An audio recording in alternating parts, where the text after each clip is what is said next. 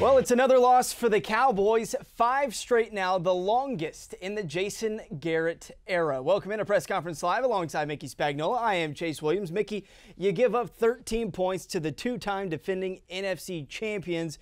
You think that's winning football, but during this streak, none of that matters. The Cowboys just find another way to let one slip away. Yes, for the first time in his career as the head coach of the Dallas Cowboys, Jason Garrett in the middle of a 3-game losing streak as they fall 30-6 to the New England Patriots this afternoon. No better place to get over yet another heartbreaking loss.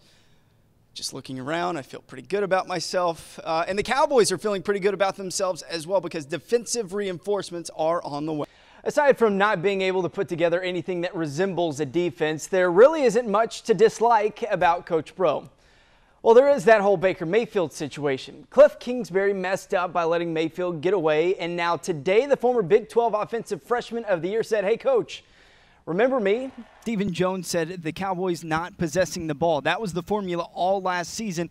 And as he said right there, if you keep on giving guys like Tom Brady and Matt Ryan and Drew Brees chance after chance after chance, they're going to get you. And that's what happened today, not possessing the football on the offensive side for the Dallas Cowboys. Yeah. Big news around the ranch this week, of course, the change at quarterback. Do you think this was a needed change? Was this a panic? What do you think? Well, if you look back to last year when these two teams met at Seattle, this was a huge road win for the Dallas Cowboys season. At that point, everyone was kind of like, okay, there's something to this team. They kind of use that as a springboard for the rest of the season.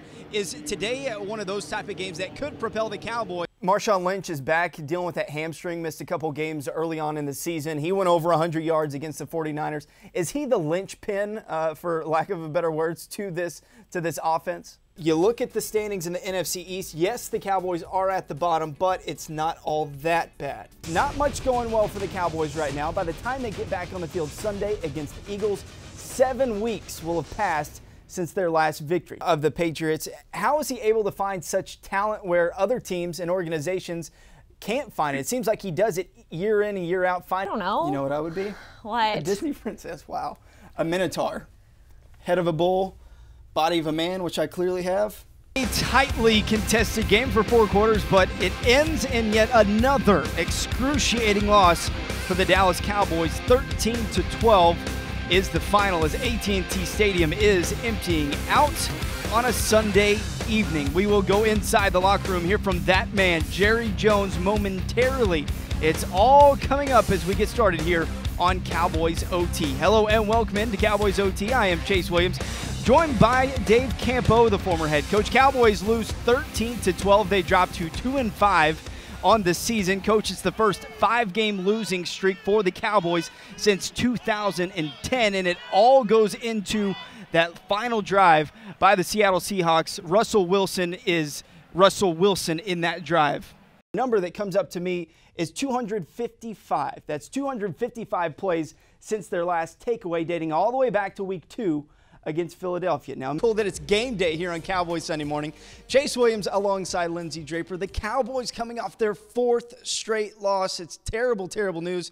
But the other news coming out of New York, Greg Hardy. A lot of people want him to go, but it's simply not going to happen. The defense, they're finally doing their part. They set up the offense right here, right on the 16-yard line of Seattle. What else can this defense do, if anything, right now? However, you saw what he did before the game, and then after the Devon Street touchdown, he did the jump up air chest bump thing. To me, that looks like a guy that's pretty close. Now, time for an extension already for Greg Hardy. The surprising comments made by Michael Irvin, and we'll see what the guys. Unbelievable safety and just an all-around good dude. And Darren Woodson having his time in the spotlight at halftime is being inducted as a 21st member of the Dallas Cowboys Ring of Honor. He started as a second-round draft pick back in 1992. And, Coach, you had a part. You played a role in bringing him to the Dallas Cowboys. Cowboys will survive until they get their stars back. Out is Brandon Weeden. In is Matt Castle. Is he the savior? Maybe. He has experience. He has a playoff appearance under his belt. But is he the spark this Cowboys offense and this team needs? If all these changes that the Cowboys have made over the bye week, what if they don't work? They lose to the Giants. What do you think of the season at that point. Taking away the ball, 8 interceptions and 9 forced fumbles. Has that been the key to the Giants' success so far this season? The Cowboys just aren't getting it done with him as the quarterback. Would you make a change to Matt Castle now that they have the bye week coming up? Well, the Eagles gave us the blueprint on Monday night of how to affect Eli Manning and that Giants O-line. We get Randy Gregory back. You have Greg Hardy, pass rush, pass rush, pass rush, and hopefully that creates a few turnovers. I love Sean Lee and what he brings to this team. However, he doesn't do what Rolando McClain does. He brings the juice that you guys keep on talking about. Obviously, Dez will bring that emotional spark, but is this too risky if he's not 100% for Sunday afternoon?